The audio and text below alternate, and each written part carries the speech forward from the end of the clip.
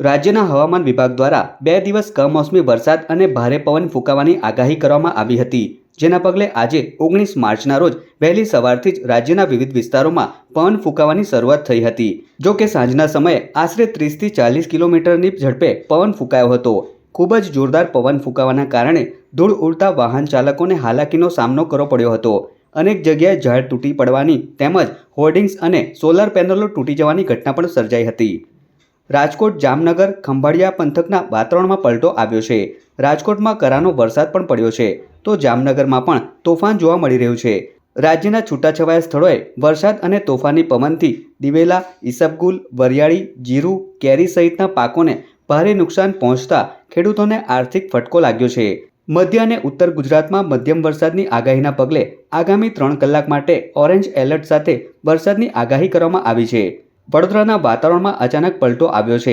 સુસવાટા મારતો ઠંડો પવન ફૂંકાતા શહેરોમાં ઠંડકનો અહેસાસ પ્રસરી ગયો છે। કેટલાક વિસ્તારોમાં હવામાનમાં ભારે ઠંડક અનુભવાઈ રહી છે।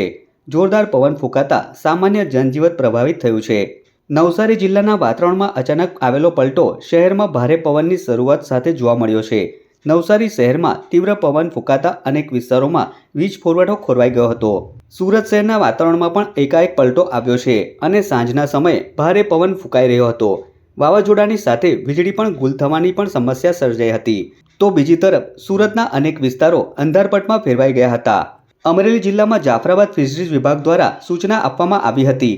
હવામાન વિભાગના પત્રમાં જણાવ્યા મુજબ ભારે પવન સાથે વરસાદ થવાની સંભાવના હોય તેમજ 62 થી 87 કિલોમીટર પ્રતિ કલાકે ભારે પવન ફૂંકાવાની ચેતવણી આપવામાં આવી હતી।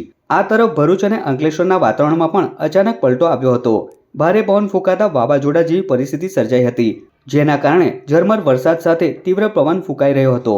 ભર ઉનાળામાં આવી અચાનક ચોમાસા જેવી હવામાન પરિસ્થિતિ જોવા મળતા લોકોમાં કુતૂહલ સર્જાયું હતું।